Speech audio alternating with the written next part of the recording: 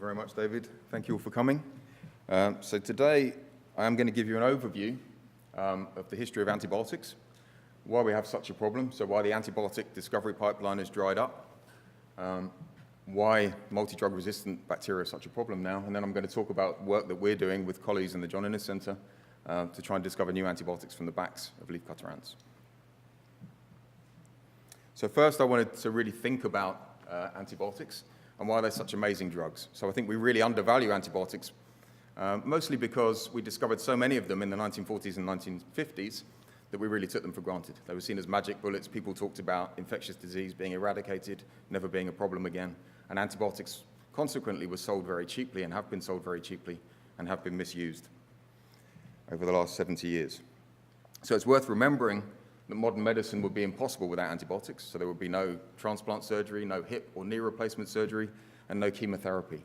So without antibiotics as prophylactics and used to treat disease or infections after surgery, we would be in serious trouble. They are the only medicines, the only drugs that actually cure disease. So most drugs that you get from the doctor, be they anti-cancer drugs or so-called lifestyle drugs to lower blood pressure or manage heart disease, they never cure the disease, they just manage the condition. Antibiotics are amazing because they're the only drugs that can actually eradicate disease. They kill infectious microbes without harming you. So this is the basis of all chemotherapy, including antibiotic treatment, something called selective toxicity. So they selectively kill living things within you without harming your healthy tissue, your healthy cells. And amazingly, I think between 1940 and 1970, so the first drugs were discovered and brought to the clinic in the 1940s, the pipeline really dried up towards the end of the 1960s. They increased average life expectancy by about 8 years, which is actually a huge amount of time when you think about it. So the history of antibiotics really begins with a German chemist called Paul Ehrlich. And he invented the idea of chemotherapy and selective toxicity. So he came up with the idea that you could potentially develop chemicals that would be selectively toxic. Okay? So you could use drugs to treat disease without harming the patient. And his great contribution was something called salvarsan. So he developed this salvarsan compound, which is based on arsenic, to treat syphilis. So before this, if people caught syphilis, they were treated with mercury, which either sent you crazy or killed you, usually before it cured the syphilis. So arsenic is not the nicest compound to take, so it made the patient pretty sick, but it did cure the syphilis before it killed the patient. So this was the first antibiotic, as we would call it now, or the first anti-infective. But salvarsan was made redundant with the discovery of the first natural product antibiotic. And that was discovered by a Scottish microbiologist working in London, a guy called Alexander Fleming. He was very famous for discovering penicillin in 1928. So this is the first natural product, which means it's the first antibiotic to be naturally produced by a microorganism. And Fleming was a famously sloppy microbiologist, we would say. So he went on holiday. He was very untidy and very messy in the lab. He went on holiday for a week, so the story goes, and he left some plates of Staphylococcus aureus bacteria on his bench, and he left the lids off some of them.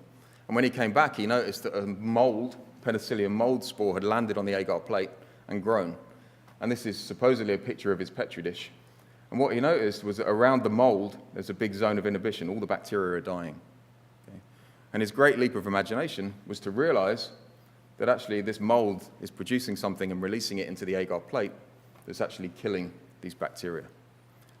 Okay? So he realized that this was an antibiotic.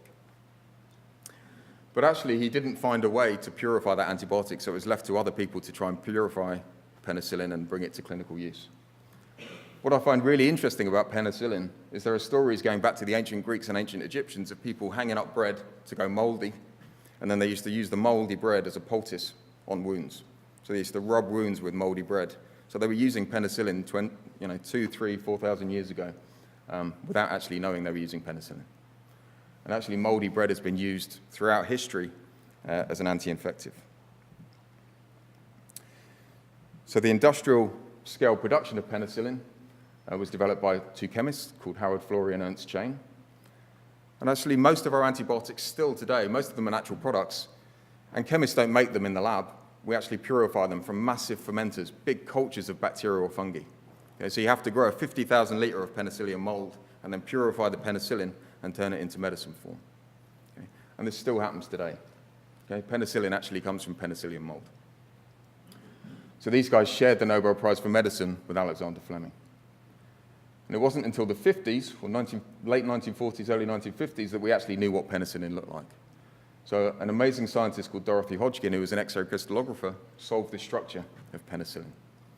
And this is very useful to scientists because it gives us a clue about how the antibiotic works. So how does it kill bacteria without harming you? What's its target in the bacterial cell? And it's proven very useful because within a few years of penicillin being used in the clinic, bacteria became resistant. So now when you go to the doctor and if you have a sore throat, they'll usually give you amoxicillin. And amoxicillin is what we call a semi-synthetic natural product, which means they've taken penicillin and they've modified the chemical structure, okay, to kill drug-resistant bacteria. And most of the new antibiotics introduced to the clinic these days are just modifications of old natural products. So around the same time as Alexander Fleming, there was a Ukrainian microbiologist called Selman Waxman who was working in the States. And he worked on soil microbiology. He worked at an agricultural institute. He was very interested in how microbes contributed to soil fertility and soil health. And he wondered, well, maybe if penicillium mold makes a natural product that has antibiotic activity, maybe Streptomyces bacteria, the bacteria that he'd been studying in the soil, maybe they make antibiotics too. So the guy had a great idea, but he was also very lucky because he was in the right place at the right time. It turns out Streptomyces bacteria are prolific producers of antibiotics. People call them the antibiotic factories. About 50% of all known antibiotics these days come from Streptomyces bacteria. So Waxman discovered 20 different antibiotics while he was working in the lab, including streptomycin. He won the Nobel Prize for Medicine for discovering streptomycin because it was the first treatment for tuberculosis. So again, this is a disease that's plagued humanity as far back as records go. So there's evidence that Egyptian mummies have had tuberculosis. So streptomycin really was a wonder drug. Before the development of streptomycin, if you caught tuberculosis, it was pretty much a death sentence. Okay, all you could do was go to a sanatorium, try and get plenty of fresh air and sunlight, and try and slow the progression of the disease. So Norwich has a very long history of working on streptomyces. In 1968, Sir David Hopwood came to Norwich, and he was appointed as John Innes Professor of Genetics at UEA. His lab was based at the John Innes Centre, but he taught genetics at the university shortly after it opened. And David arguably founded the field of Streptomyces genetics and Streptomyces genomics, so genome sequencing. He oversaw the first genome sequence of a Streptomyces bacterium back in 2000 when I was postdocing at the John Innes Centre. And David's an amazing guy. We just celebrated his 80th birthday, and he still comes into work every day. So he still comes into the John Innes to talk to younger scientists and just generally be inspiring. He was amazed by these bacteria. So this shows a petri dish of Streptomyces bacteria, Streptomyces coelicolor, producing a blue antibiotic called actinirodin. And it's producing so much of this antibiotic it's actually turned the agar plate black. Okay. And Streptomyces are so widespread in the soil that they produce a volatile compound called geosmin, which means earth smell. So they literally give the earth its smell. And if you walk into my lab at UEA, there are so many plates of Streptomyces bacteria growing, it actually smells like you're walking through a forest. It's quite overpowering. They're weird bacteria because they're not single cells like most bacteria. They actually grow as long filaments. And Streptomyces means twisted fungus because people used to think they were fungi, but they actually are bacteria. So Streptomyces make about 50% of all known antibiotics, and the actinomycetes, the bigger group to which they belong, their close relatives, together they make around 60%. So almost all antibiotics these days that are in clinical use are natural products. There's only a few synthetic antibiotics. About 30% of them are made by fungi, and less than 10% are made by all other bacteria put together. Okay. So Streptomyces and their relatives are really quite amazing. And I should say as well, about 60%, well, about 2/3 of all the anti-cancer drugs that are used in the clinic are also made by Streptomyces bacteria. So some bright spark when they were screening these strains for antibiotics and started to test them against human cells, somebody realized that some of these antibiotics stop human cells dividing. Okay? And of course, cancer is just uncontrolled cell division. So a lot of these antibiotics were actually developed as anti-cancer compounds. So they give us lots of different drugs in the clinic. Okay. So now I want to talk about the golden age of antibiotic discovery. or what we call the Golden Age, which was really in the 1940s and 1950s. So here we have a timeline of when antibiotics, the major classes and types of antibiotic, were introduced into clinical use as medicines. So we have salvarsan, the arsenic-based compound that was used to treat syphilis in 1909. Then we have the sulfur drugs, which were also man-made, synthetic antibiotics, in the 1930s. And these have an amazing history because in World War II, all British soldiers were given a little packet of sulfur powder that they took with them. And if they got wounded, they would sprinkle the sulfur powder on the wounds to try and stop them from getting gangrene. So sulfur drugs are still used today in combination with natural products, incredibly useful, but a rare example of a man-made antibiotic.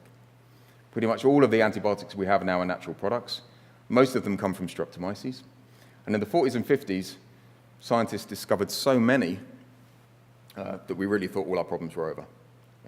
Literally, scientists would just go out to weird and wonderful places around the world, the sides of volcanoes, rainforests, beaches. They'd collect soil samples, take them back to the lab, isolate bacteria from them, streptomyces and other actinomyces bacteria, screen them for antibiotic activity, and find new drugs. And of course, by the end of the 1950s, they just started to rediscover the same strains and the same antibiotics. This is the problem we call rediscovery. So pretty much everybody gave up. So since the 1960s, there have been very few antibiotics introduced. Big pharmaceutical companies switched, when they started rediscovering the same antibiotics over and over again and wasting a lot of money, they switched to trying to get chemists to make synthetic antibiotics. And they spent billions and billions of dollars and about 15 or 20 years trying to develop synthetic antibiotics, and very few of them actually made it to clinical use. The last antibiotic to be introduced was daptomycin. So this is made by Streptomyces roseosporus. It was discovered in 1985 and reached the clinic in 2003. And it's used by injection to treat MRSA. Okay, so if you have an MRSA infection that nothing will cure, you have to go into hospital and be injected with daptomycin. So really nothing since 1985, which is pretty terrifying.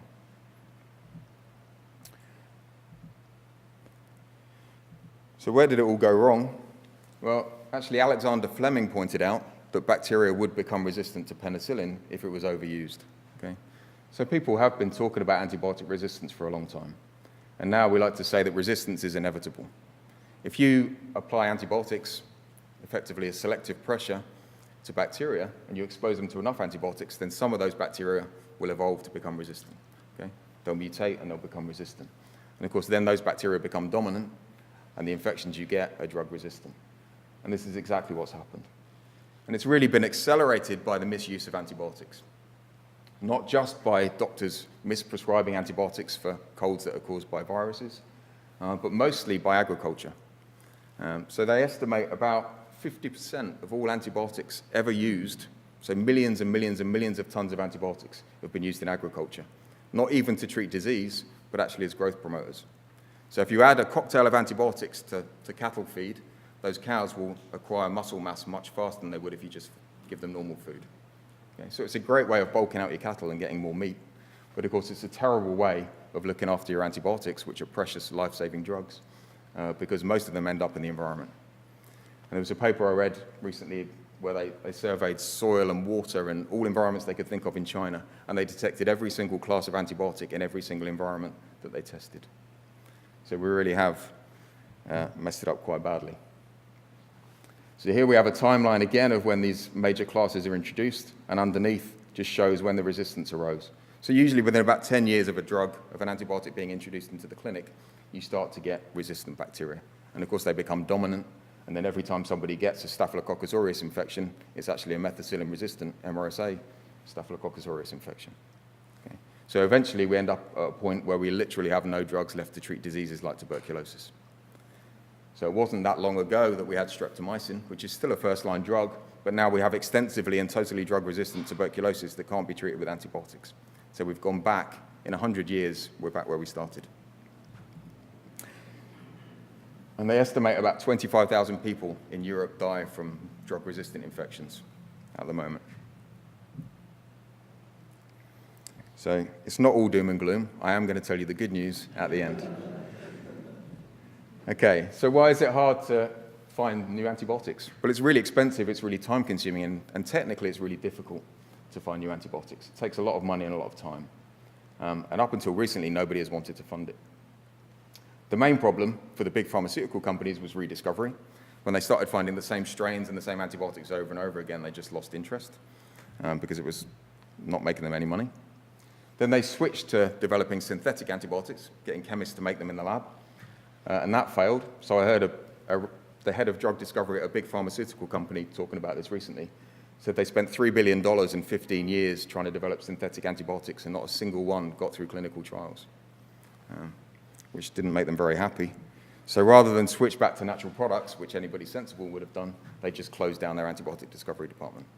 And in fact, there are no antibiotic discovery departments, R&D departments, in any big pharmaceutical company now. They've all closed them down. And the reason is antibiotics don't make money. They're very, very cheap. So we're really, on the academic side, we're really here. So we try and identify novel chemical scaffolds, novel antibiotics, and novel classes of antibiotic that can be taken by bigger companies through preclinical research and then clinical trials. So if you talk to anybody from AstraZeneca or Glaxo or any of the big pharmaceutical companies, they'll tell you it costs between $500 and $1 billion to get one antibiotic to the clinic. And the problem is you only get a 25-year patent on that antibiotic. So I'll get questions at the end. That's all right. So you only get a 25-year patent. So you spend all this money, okay, and then you start to sell the drug, and they estimate by about year 23 you break even, and then you have a couple of years to try and make a profit. And if you compare that to things like statins or Viagra that you can sell to people their whole lives, which make a lot of money, there really is no point in them trying to develop new antibiotics. So as usual, everything really comes down to money. The thing is now, we know a lot of things that we didn't know in the 1940s and 50s, the golden age of antibiotic discovery. For one thing, we have genome sequencing. And as I told you, the first Streptomyces genome, so this is all the DNA in the bacterial cell, so we can sequence all the DNA, and we can predict the kind of things that the bacterium can make just by looking at its DNA. And what we found when the first Streptomyces genome was sequenced by David Hopwood and his colleagues, we found that actually Streptomyces silicolor, which was the species they sequenced, it only makes 4 antibiotics in the lab. Okay? So under lab conditions, it makes 4 antibiotics. But when you look at the genome, each one of these colored dots potentially represents an antibiotic. Okay? And now we've got loads of Streptomyces genomes, and on average, we would say about 25% of the antibiotics they encode are actually made under lab conditions, and the other 75% we never see. So in nature, they must use these antibiotics to fight other microbes. We think they use them as chemical weapons to kill off the competitors. So in nature, there are signals from the environment that make them produce these antibiotics. But in the lab, when we just have them growing in a single flask in nice, rich media where they're nice and happy, they don't need to make that many antibiotics. And in fact, they don't make many. So now we know there are lots and lots of what we call silent antibiotics, things we've never seen before. There are 600 or more known species of Streptomyces. Okay? They all encode maybe 25 different antibiotics, and 75% of those haven't been discovered yet. So by forcing the bacteria to switch on these silent pathways, these silent antibiotics, we can quadruple the number of known antibiotics. And a small fraction of those will actually be useful in the clinic. So that's some good news. And there's a lot of effort going on in our labs and in labs around the world to try and find tools to switch on these pathways. The other good news is we haven't really looked very hard for antibiotics. So as I told you, in the golden age, as we call it, people only looked in the soil. Now, they looked in every soil on Earth, but they didn't look in the marine environment. So the sea covers 2/3 of the planet. And at the time, it was very hard to sample the sediments. So there aren't that many bacteria in seawater, or there are a lot, but they're very dilute. But in the marine sediments, if you go down hundreds or even thousands of meters under the sea and take bits of the seabed, samples of the seabed, and you plate them out onto agar plates and leave them for 6 months or a year, actinomycete bacteria start to grow. Bacteria that we haven't seen before that make novel antibiotics. So looking in the marine environment is going to be very productive. And we're starting to look in weird and wonderful places that we didn't even know about in the 40s and 50s and 60s. So in particular, in my lab, we're very interested in leafcutter ants, partly because they're just fascinating creatures, and partly because we think they have some new antibiotics that will be useful to us. So looking in new places, combined with trying to unlock all of those silent antibiotics, is going to probably give us hundreds of thousands of new compounds and hundreds hundreds or thousands of those will be useful in the clinic, but it's going to take 15 or 20 years to get them through clinical trials. Okay, so why are leafcutter ants so amazing? Well, this is one of the captive colonies that we keep in Norwich, one of the bigger ones. If you visit my website, UEA, we have an ant cam, so a live feed video camera on this ant colony, so you can watch them running around all day. It's kind of fun. So what they're doing here, these ants were collected in Panama in South America, so they're endemic to South and Central America and as far up as Texas in the southern USA. Their common ancestor evolved between 50 and 60 million years ago. Because they live in the rainforest, they're surrounded by vegetation, so they're surrounded by leaf material and plants, but they can't eat them, so their little tummies can't digest the leaves. So what they did 50 million years ago was evolve a symbiosis with a fungus, which is growing in these big tanks here, this honeycomb-like structure. What the ants do is they go out, they climb up the trees in the rainforest, they climb up to the canopy, they actively cut the leaves, they carry them all the way back to their nest, sometimes up to 50 times their own body weight, and they feed them to this fungus. The fungus has evolved special structures called ganglidia. They're like branches that are rich in fats and sugars. And the ants harvest those ganglidia, those branches, and they use them as food without killing the fungus. So this fungus will only live in leafcutter ant nests. The fungus is absolutely dependent on the ants, and the ants are absolutely dependent on the fungus. If the fungus dies, the whole ant colony dies. So up to 5 million ants will just die because they've got no food. So here we've given them grapefruit rather than leaves, because if you want them to perform for the camera and you give them some citrus fruit, they go crazy. They love it. So here they're all running around with citrus fruit, bits of grapefruit, feeding it to their fungus. Now, I told you that these ants have novel antibiotics on them. And they actually get their antibiotics from their friendly bacteria.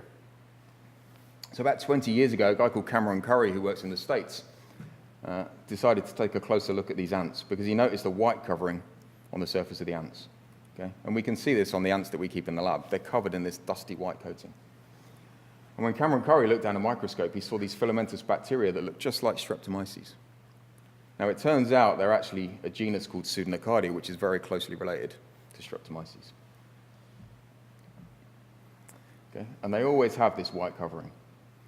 And what the ants do when you watch them, okay, they constantly, this is the fungus garden, this is a top view of one of the fungus chambers in one of our captive colonies.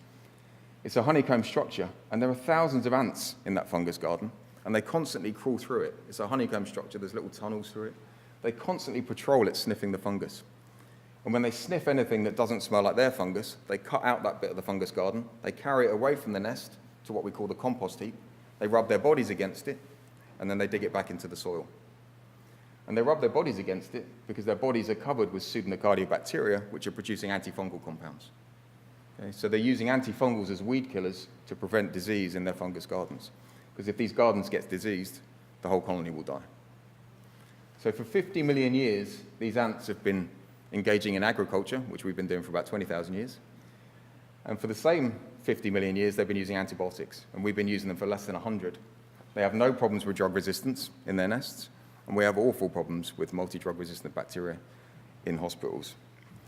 So we think we could probably learn a lot from these ants, not just about finding new antibiotics.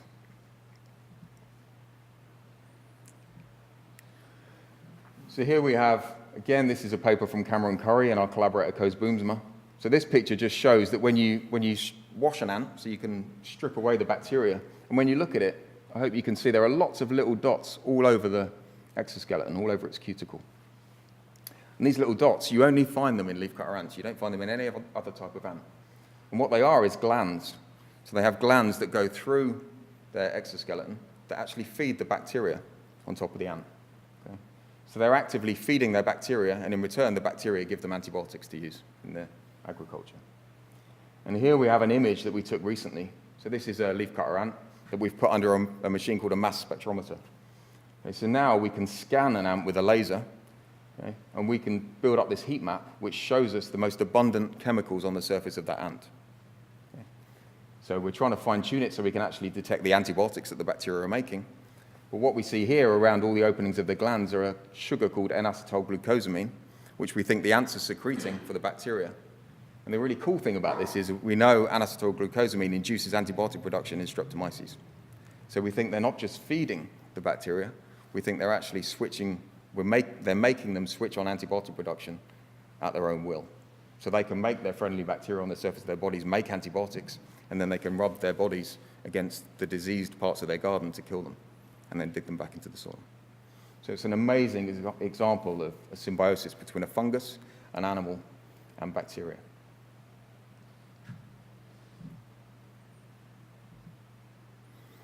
Okay, so how do they maintain this amazing symbiosis with their bacteria? If you study the ant life cycle, I mean, one of the amazing things about these ants are that all the workers are female, so usually the women in the audience love that fact. The men don't do anything apart from provide sperm to fertilize the eggs. So what happens is new winged queens and winged males are born probably every year or two. They fly out of the nest. The queen takes a mouthful of the fungus, and she also takes the bacteria on her body. She flies about 1,000 feet up in the air, mates with 3 or 4 males. So it's a fitness selection. She'll only mate with males that can fly thousands of feet up in the air. The males all die, and the queen stores that sperm for a lifetime, so for 10 or 15 years. She lands, she starts to dig a new nest, so they dig their nests underground, and she starts to look after her fungus. Okay? And then she lays eggs. She fertilizes the eggs with the sperm that she stored. They hatch into larvae, they pupate, and they come out as worker ants, female workers. And when they come out, initially the queen rubs her body against these ants to give them the bacteria, and the bacteria grows all over their bodies. But as the colony gets bigger, she raises specialized worker ants. We call them nursery worker ants, and their job is to inoculate the new ants with the bacteria as soon as they come out of their pupa. So the bacteria are vertically transmitted. They're passed from generation to generation. And what we've found recently in my lab is that these ants, so the young ants are covered in pseudonocardia, but as they get older and they go out to forage for leaf material, so they go out into the jungle and collect leaves, they acquire new bacteria. They recruit streptomyces and other actinomyces bacteria from the soil. Okay? And they only ever recruit good bacteria that make antibiotics. They never recruit any bad bacteria that might want to just get in and cheat by feeding on the ants without giving anything back.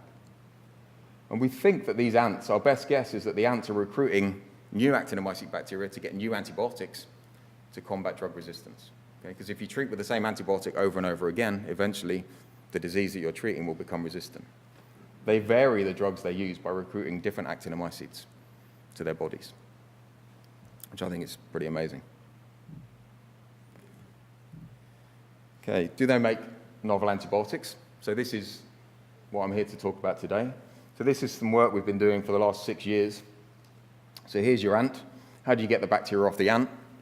Well, literally, my student who started up this project, Jörg Barker, he literally got the little ants with some forceps, kind of tweezers that we call forceps in the lab, and he streaked the ant on agar plates, and then he let the agar plates grow.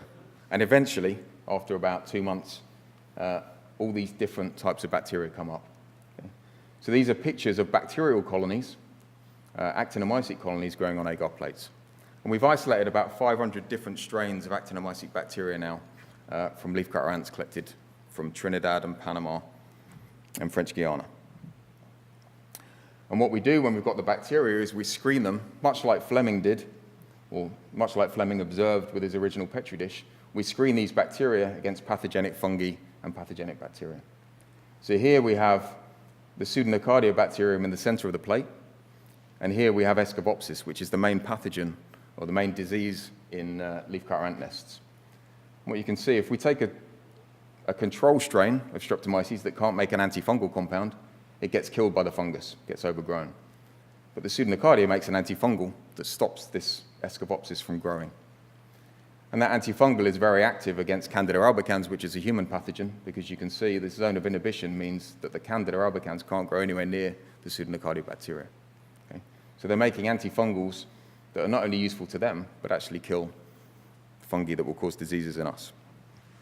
So we screen all of the strains that we take off ants against these different things.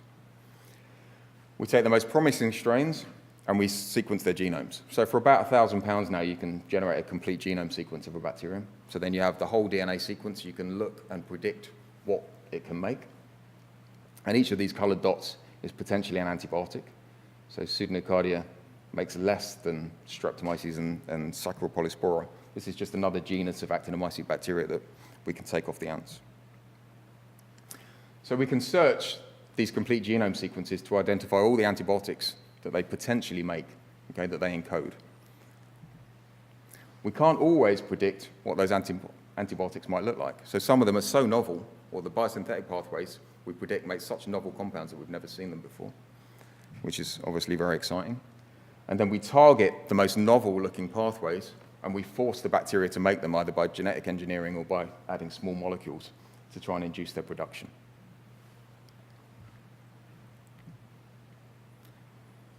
So here we have one example. So this is a trick we developed in Norwich. So here we have 3 different types of actinomycete bacteria that we cultured off the ants. And at the top, we just have them growing on normal agar plates. So in the middle are the bacterial colonies. Okay, so this is the bacteria growing. And over the top, we've spread, in this case, Candida albicans, which is the disease-causing fungus, or causes diseases in humans. So normally when you grow these things, you don't see anything. When you add something called sodium butyrate, we actually see big zones of inhibition, which may not be that clear. So I've highlighted them with these pink circles. So basically, if you're growing them under normal conditions, nothing. When we add sodium butyrate, we get a big zone of inhibition where it's killing the fungus. And sodium butyrate is interesting because DNA in our cells and in bacterial cells is tightly packaged up so it can all fit inside the cell. Okay? And the bit that's really tightly knotted up, that DNA, the genes encoded by that DNA are never expressed. Okay? So the pathways are never produced. So if there are antibiotic pathways tightly wrapped up in that DNA, those antibiotics will never be made. Sodium butyrate forces the bacteria to unpackage its DNA. And when we do that, we see lots of interesting things being switched on. And the really exciting thing about this, I think, is that, again, in the 40s and 50s, in the golden age, firstly, they didn't even know that these bacteria made more than one antibiotic. Okay? They might have isolated 600 strains. If they had antibacterial or antifungal activity, they would have isolated those compounds. Okay? As soon as they isolated one antibacterial and one antifungal, they put the strain in the freezer and they didn't do anything else with it. Now we know they make 10 or 20 antibacterials and usually 4 or 5 antifungal compounds. And most of those will have been missed, particularly the ones that are silent, that they never saw being produced. So lots of new antibiotics just waiting to be discovered. So we went further with this, one of the pseudonocardia strains. So I can't show you a lot of the chemical structures because we haven't patented a lot of this stuff yet. But this is an early one that we found. So again, without sodium butyrate and with sodium butyrate. Sodium butyrate switches on this antifungal compound that we called nystatin P1. And this is closely related to an antibiotic called nystatin that's widely used in the clinic. It's worth about $7 billion a year. The trouble with nystatin is it's used as a cream to treat skin infections, but it's not very soluble in water, so it's quite a difficult thing to work with. Nystatin P1 has one single extra sugar on its backbone, which makes it 300 times more soluble in water. Okay? So potentially much more useful. The other thing we've started to do is to screen against multi-drug resistant human pathogens, things that cause diseases in humans that can't be treated with any antibiotics. So we have an amazing strain of streptomyces that we isolated from an ant. And because it's a new species, we got to name it. And of course, because it came from an ant, I called it Streptomyces formica, because formica means ant. It's just a little geeky joke for me. The amazing thing about this, we call it a talented strain. Most Streptomyces strains make about 25 different antibiotics. This one makes nearly 50. Okay? So we call it talented because it makes much more, or encodes many more antibiotics than an average strain. The really interesting thing for us, or the exciting thing about this strain, is it kills something called Scedosporium prolificans. So this is a human pathogenic fungus. If you get a systemic infection of Scedosporium, you have 0 chance of survival, basically. It always kills you because it's resistant to every single known antifungal compound. We screened 500 different strains against this fungus, and this is the only strain that actually killed it. So here we have a control strain of Streptomyces in the middle, and the fungus grows over the top and kills the Streptomyces. Here we have Streptomyces formica. The fungus gets near it, and the Streptomyces formica just obliterates the fungus, which is pretty amazing, I think. We took it a bit further and identified the chemical structure with our collaborators at the John Innes Center. And this antifungal compound is completely novel. We've never seen anything like it before. which is exactly what we're looking for. We want antibiotics that don't look like any of the antibiotics that are out there already, partly because they're new and they may have new mechanisms of action, and partly because there will be no natural resistance to them already. By chance, we've only looked at 2 of these pathways so far, but by chance, when the chemistry postdoc was purifying this polyene antifungal compound that we see in these plates, he co-purified another compound that's a completely novel antibacterial. So it kills pretty much every single bacterial species that you pitch against it. So we've only looked at 2 out of 46 of these antibiotics, and they're both novel. So we're really excited about this strain. Okay, so now we recently got some more funding to develop a Norwich Research Park natural products discovery pipeline. So what we're doing at the moment is sequencing the genomes of 60 different actinomycetes taken from weird and wonderful places, mostly from leafcutter ant nests, but we're also looking in the Atacama Desert, which is the driest place on Earth. People thought there was no life there, but actinomycetes actually grow in the soil there. And it turns out, we have a very good School of Environmental Sciences at UEA. It turns out they've been going out on NERC research ships for years, collecting sediment samples from under the Celtic Sea, so from hundreds of meters down. They have tens of thousands of sediment samples in their freezers that nobody's ever looked at in terms of bacteria. So now we have students trying to culture things, trying to grow bacteria from those sediments. So our plan is to source as many novel actinomycete strains as we can. We have 500 already. Generate complete genome sequences for 60 of them. Screen them against every single multi-drug resistant bacterial or fungal strain we can find. Identify the 50 most novel antibiotics, and then look to patent them and then license them to drug companies to bring to clinical trials. So I'm nearly finished. I think the future is actually really bright. The great thing for us, the thing that's made us really happy, is governments, and particularly our own chief medical officer, have started talking about AMR recently. So last year, everything went crazy. Governments around the world started talking about what a problem AMR is, whereas microbiologists have been telling them this for 25 years. Finally, they've realized, and actually funding, which is essential to all of us scientists, has started to appear. So the good news is the future, searching new environments and new tools to switch on all these silent antibiotics, is going to yield probably hundreds of thousands of new compounds and the next generation of antibiotics for the clinic. Major funding from governments will let academic labs actually do the groundwork, because big pharmaceutical companies don't want to do the actual discovery of the novel compounds. They just want to get them through clinical trials and to the clinic. So we think we can identify lead compounds for clinical trials. And a lot of governments are talking about better financial incentives. So extending patent lifetimes, so beyond 25 years, so you actually have more time to make your money back when you've invested your $1 billion. And making clinical trials cheaper and faster to try and get big pharmaceutical companies to re-engage with antibiotic discovery. So when you talk to them, they say, we're worried about the problem because we and our relatives are at threat from multi-drug resistant bacteria, but our shareholders are not interested because we're not going to make enough money. So I think the will is there, but the incentives aren't there. And what we really need to do, which again is bad news for drug companies, we need better antibiotic stewardship.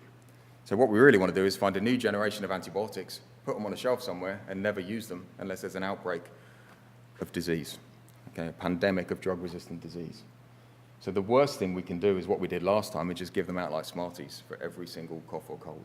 So we really need to look after our antibiotics, treat them like the precious drugs that they are, and try and put a higher value on them.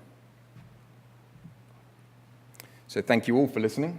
I just want to say thank you to my lab, so talented young scientists who did all of this work, my collaborators, and of course it's all been funded by millions of pounds worth of taxpayers' money, so thank you very much to you for that. Thank you.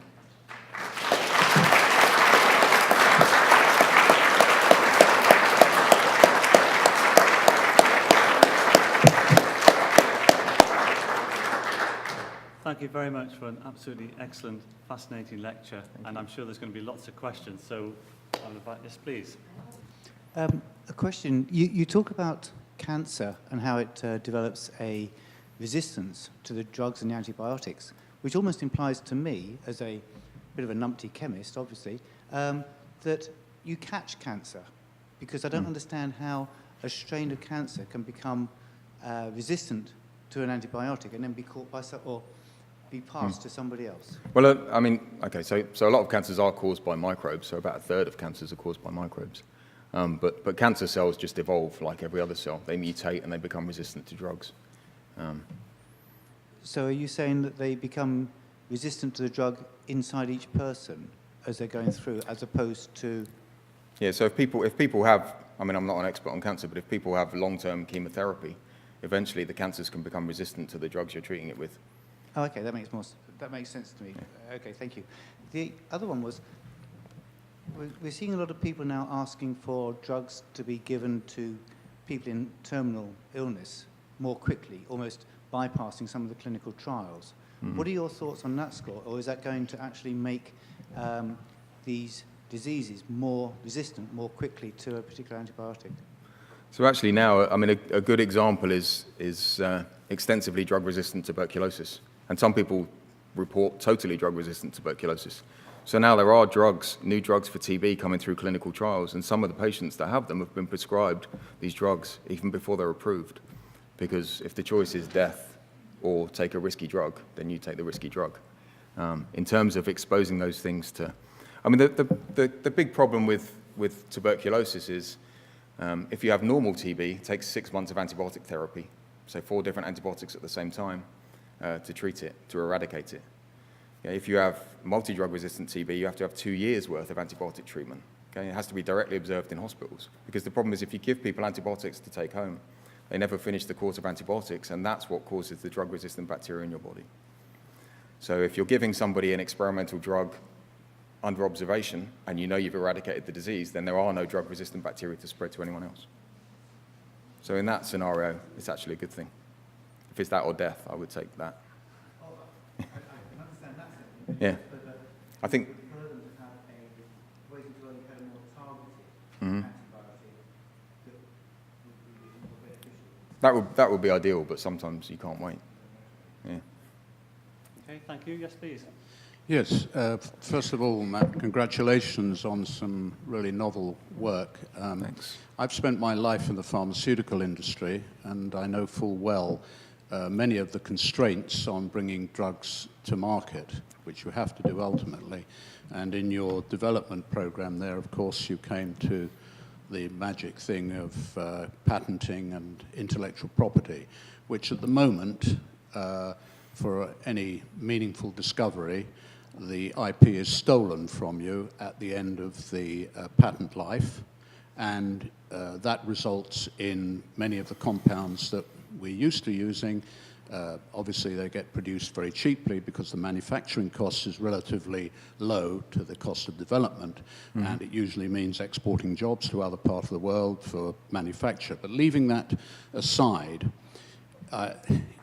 we really do need to move on patent life and not by a few years. If I write a really bad book, I get 75 years of protection after my death. Yep. If I record a cheesy Christmas song, I get 70 years from the date I recorded it. But here you are. Actually, you're getting relatively, at best, 10 years to exploit your discovery.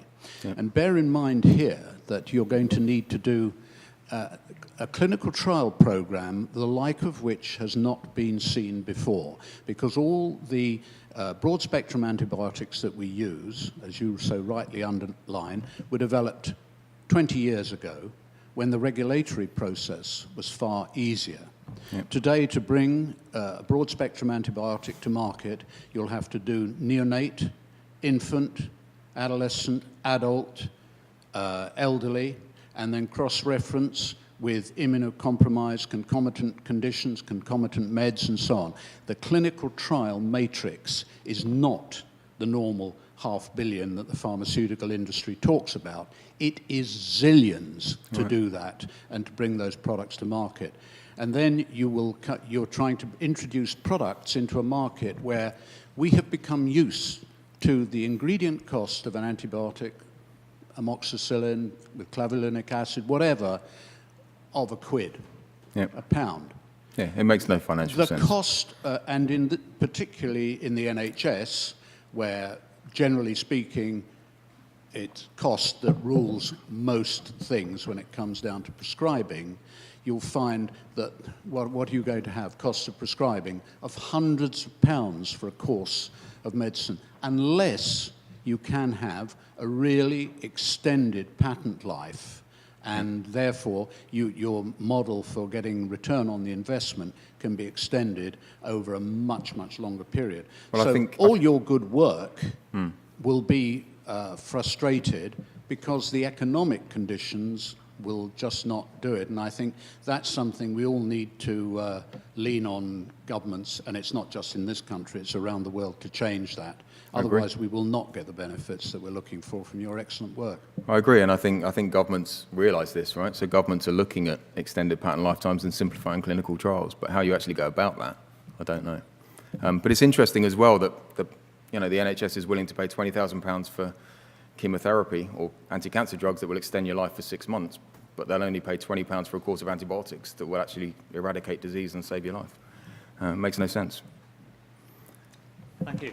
Please. Thank you. Your work in antibiotics is clearly dealing... I think the mic's not working. Your work is dealing with diseases which have already taken hold. The other way of dealing with diseases is vaccination.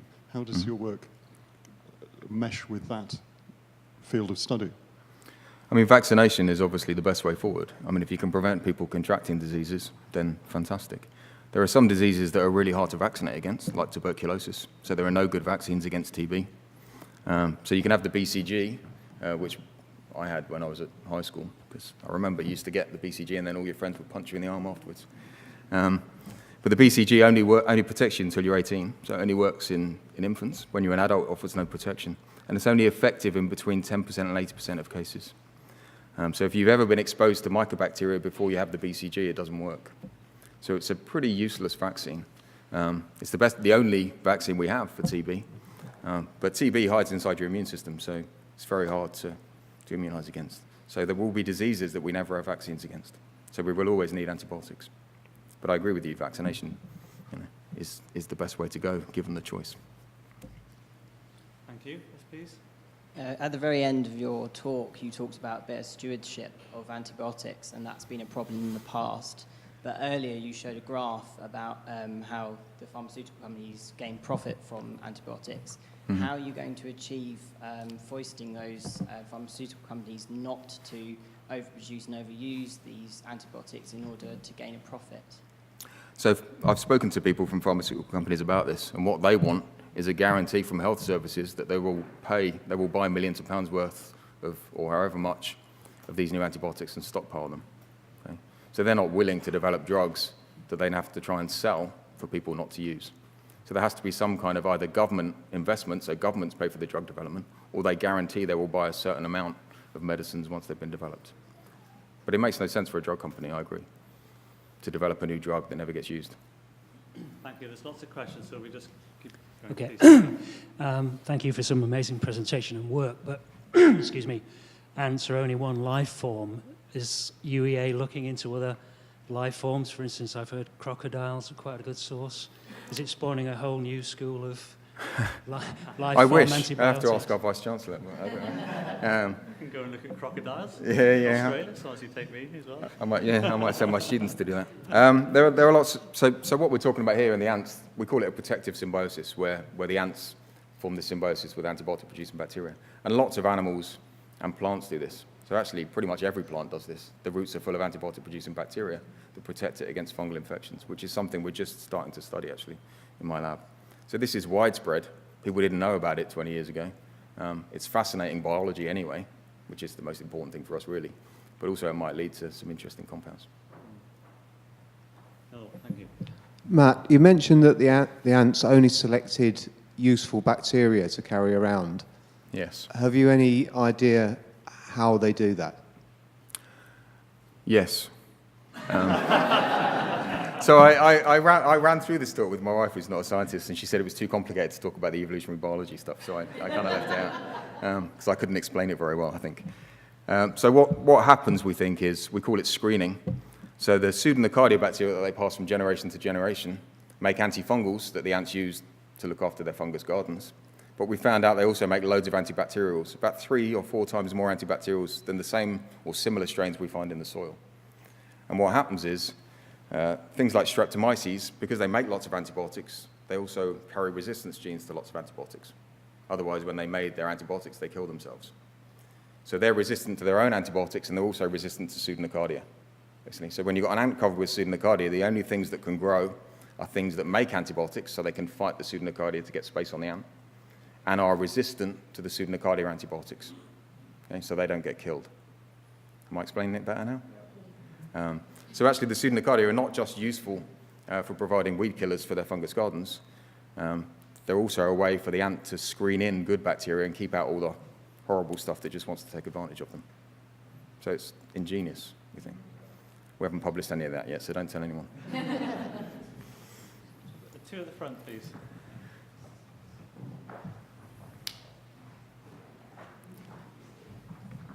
Yes, I'm very struck by the notion that we have to finish a course of antibiotics.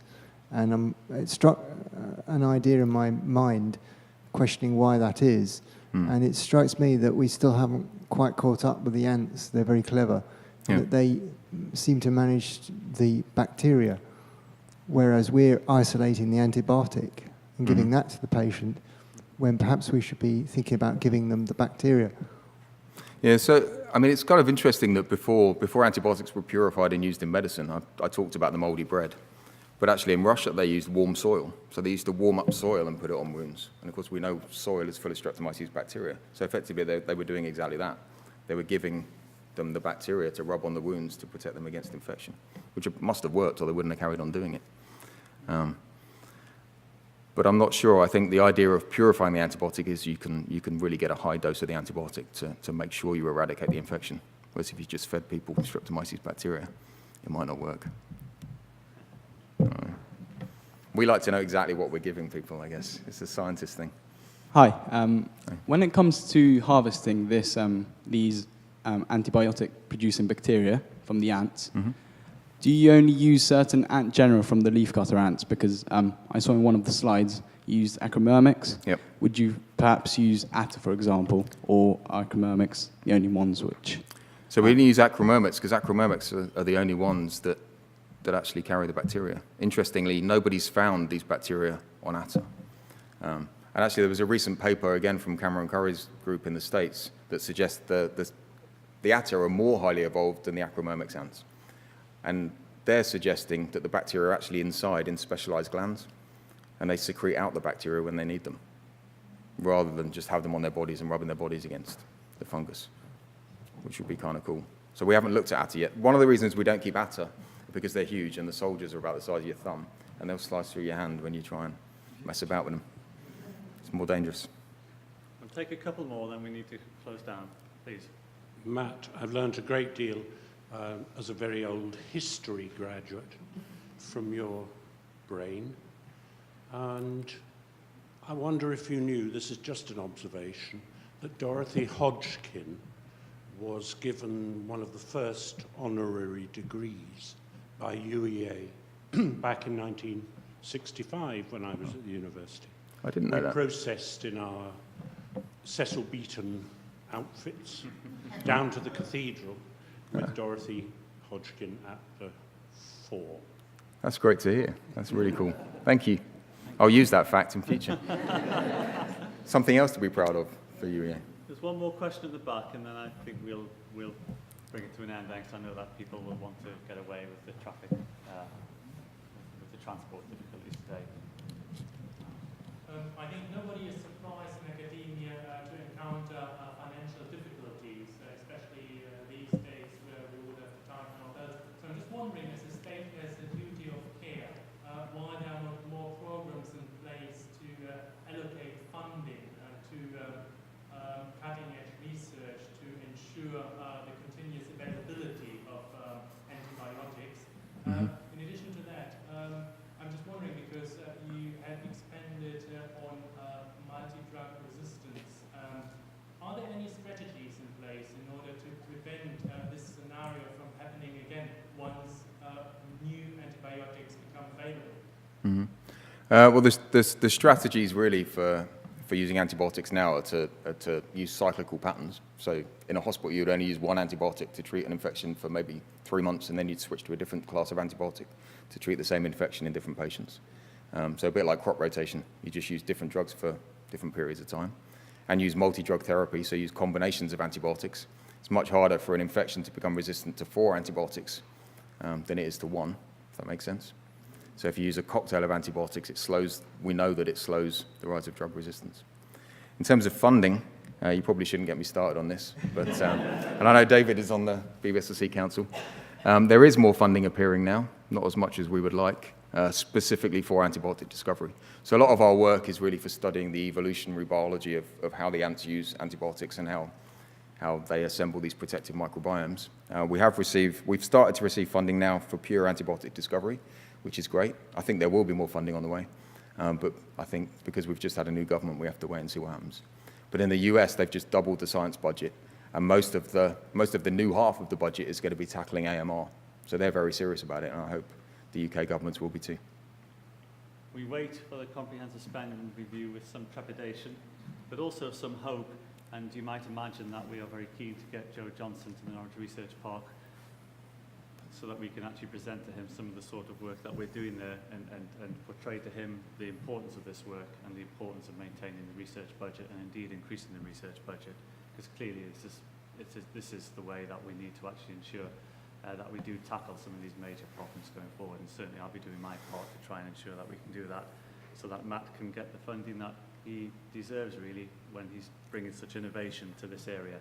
And I think that would be an appropriate moment to thank him again for an outstanding lecture. It stimulated thought, it stimulated a lot of discussion, and it's clearly addressing a hugely important issue in health. Matt, thank you. Thank you. Thank you for coming.